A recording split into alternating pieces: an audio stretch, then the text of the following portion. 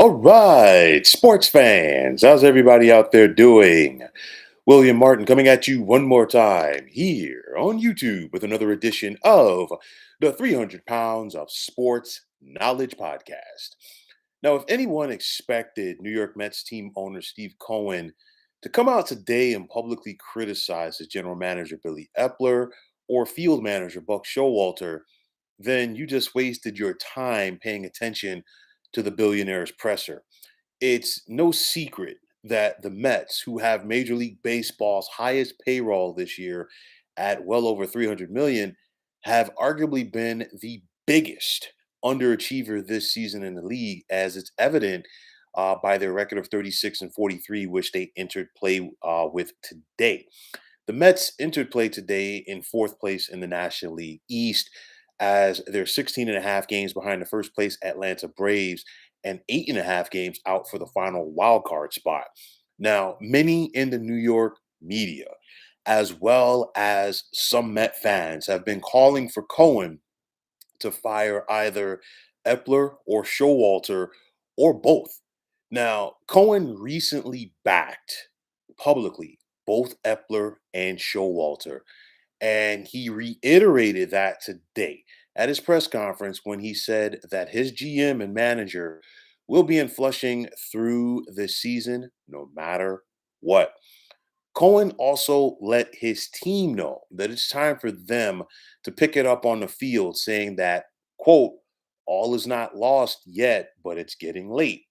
Now, coming into this season, the Mets were expected to be contenders for the World Series, but if things don't turn around soon for New York, they could be forced to become sellers heading into the trade deadline, which would once again make them the butt of jokes. And you think about it over the years, it was about 30 years ago, when Bob Clappish wrote the book, The Worst Team That Money Can Buy. You think back to the 92 Mets, where there was a bevy of money spent on players such as Bobby Bonilla, and the Mets were expected to be right there in contention with the Pittsburgh Pirates to win the National League East. And of course, that was a train wreck from the word go. And this could be the worst team that money could buy part two in Flushing. Now, even as painful as this could be for Cohen, as far as having a potential fire sale, he's sticking to his guns with Epler and Showalter. And this is important because I'm going to say this: Cohen didn't become a billionaire by accident. And he knows that you don't build success by having constant overhaul at some of the most important positions within the organization, such as general manager and manager.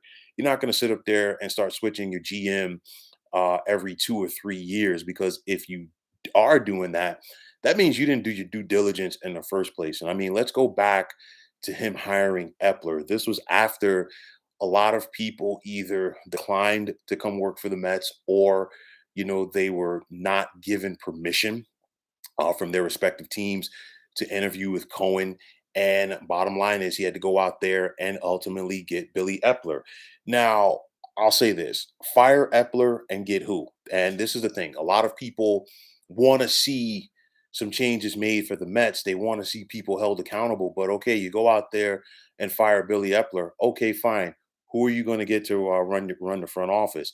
And I'll say it like this: the people that want to see Billy Epler gone, the people that want to see Buck Showalter gone, I guarantee you, a bulk of those people, if Cohen were to make those moves and fire them, would then turn around and try to turn both Billy Epler and the Buck Showalter into martyrs. And I know that people have this misconception of Steve Cohen from the standpoint that, just because he's spending money, he's kind of like the former New York Yankees owner, the late great George Steinbrenner, where he had a penchant to fire people at the drop of a dime. He had a penchant to trade players at the drop of a dime. Steve Cohen is not like that, and I think we're seeing that right now. And just like I said, fire Billy Epler and get who? Fire Buck Showalter and get who as well. I mean, you're talking about Buck Showalter. This guy's going to be a Hall of Fame manager when his career is all said and done. He's gotten the Mets to the postseason. He took the Baltimore Orioles to the postseason, the New York Yankees to the postseason. And let's not forget, Buck Showalter, along with Gene Michael, was very important to the Yankee turnaround about 30 years ago. First manager in the history of the Arizona Diamondbacks, got them to the playoffs as well. The only team that Buck Showalter has managed at the big league level where he didn't get to the postseason was the Texas Rangers. I will say this. Um, the Mets just won 101 games of Buck Showalter last year in the regular season. He was the National League's Manager of the Year. He didn't forget how to manage all of a sudden. I think Steve Cohen rather understands that. And I've said this before on previous podcasts, and I'm going to say it again tonight. The Mets overachieved last year, and a lot of people just don't grasp that. And I'm not trying to come off as arrogant or stupid. But they overachieved last year. This year, they are definitely underachieving. I'm not going to sugarcoat it for them. And I mean, you look at this offense. I mean, with the exception of the home run category, New York is near the bottom in the National League in most offensive stats. Across the board, the production from the biggest and most important players in this lineup is down, with the exception of Brandon Nimmo. Pete Alonso is still hitting home runs, but his batting average is about 50 points shy of what it was last year. Francisco Lindor's numbers are down. Starling Marte, and I can just keep going on and on and on. Pitching wise, the Edwin Diaz injury in the World Baseball Classic definitely put this team behind the eight ball, because now Buck Showalter has had to go with a bullpen by committee. I think that it was going to be David Robertson's eighth inning prior to the Diaz injury, and now Robertson has been their most effective reliever. But nonetheless, you know what? Buck Showalter's had to do a lot of mixing and matching there. That has changed things. The Mets are also hoping for the version of Max Scherzer and Justin Verlander in their rotation from 2013, when, of course, both of those guys were with the Detroit Tigers, and both of them were two of the best pitchers in baseball. Fast forward to the present, both guys are 10 years older, and guess what? They're pitching like it. But the bottom line is this: people want Cohen to part with Showalter and Epler. But like I said, and I'm not trying to sound like a broken record, he knows that you don't build a brand like that. And what he is doing right now, he's holding the players responsible, because at the end of the day, the manager, coach, whomever put you in a spot to win, you've got to go out there and execute. These guys ain't doing it. And I think that some Met fans, some people in the New York media feel like, you know what, this could be another Joe Girardi, Rob Thompson scenario. And of course, last year, the Philadelphia Phillies were underachieving through a portion of the season, which led to the Phillies firing Girardi as their manager. They promoted Rob Thompson. The Phillies got it going. They got into the postseason as the last wild card team in the National League, and then of course they rode that wave of momentum to the NL pennant. It's not the same scenario here with the Mets. Yes, their players are underachieving, but I just don't see Cohen ready to go out there and make a rash decision, if you will, at this point of the year. Cohen, to his credit, looks like he could be willing to eat some of the money on these contracts if the Mets do become sellers. Talking about, being willing to pay more than usual as far as picking up some of the slack for the contracts in order to get some prospects back from a team if they want the services of some of the underachieving veteran players this year for the Mets. Now, of course, one of the questions is going to be after Cohen's presser: will the Mets be able to turn things around? Well, they're not off to a good start, because they're losing right now, or the last I checked, to the Milwaukee Brewers at home. And with that said, New York has not won a series since they swept the Philadelphia Phillies at the beginning of this month. And of course, if the Mets were to lose to Milwaukee tonight, that trend will continue. Now, of course, with the struggles of the Mets, there's going to be people that are going to say same old Mets, and rightfully so.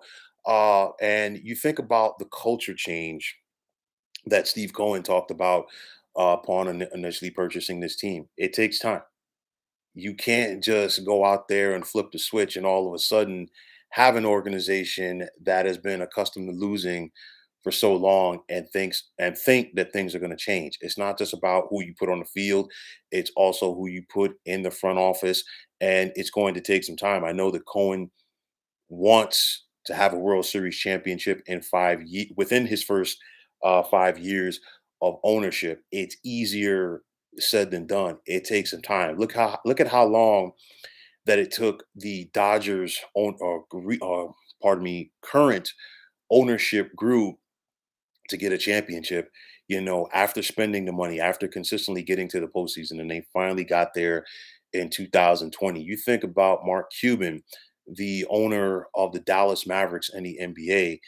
Cuban tried and tried for so many years, and it took until 2011 for it all to come together for him. So, yes, spending money is one thing, but you got to go out there and win. And of course, Cohen's been willing to spend the money, but the guys that he's spending the money on, they are not producing. And I will say this, to me, in my opinion, there is a difference between Cohen as the Mets owner and the previous owners, Fred and Jeff Wilpon, because to me, Cohen is showing that, you know what, there's no free lunch out here in Queens. And if Fred and Jeff had been in this situation where they spent the amount of money that has been spent on this Mets roster and the results are not there, they'd be ticked off publicly, don't no doubt about it. But internally, they would have eaten it because they wouldn't be willing to come from under those salaries. It's a scenario where, you know what, we're just going to have to deal with it. We're going to have to figure it out with who we have. I've said this before and I'll say it again right now. You go back to last year when Cohen basically cut Robinson Cano a check and said, thanks for your services. We don't need you anymore.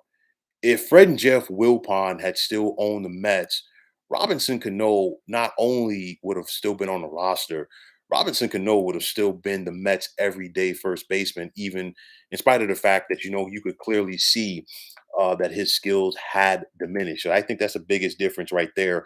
And I do expect, excuse me, some changes to this roster if the Mets don't improve between now and the trade deadline, and of course, heading into next season as well.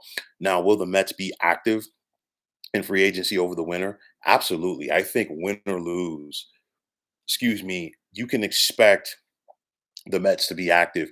I think it's going to be a new situation with the Mets under Steve Cohen where you can expect them to be a preeminent team at the forefront, willing to spend money in free agency on the quality guys. You think about their payroll, yes, it's up there, but some money will come off the board soon. They don't have a long-term commitment to Justin Verlander or Max Scherzer. That definitely helps their case. Carlos Carrasco's 14 million dollar contract rather comes off the board this year. There is some money from other players that comes off the board. Like I've said before, the Mets definitely want to, look at taking care of Pete Alonso. And of course, there are going to be people who are going to talk about the Mets making a push for Shohei Ohtani of the Los Angeles Angels when he hits free agency.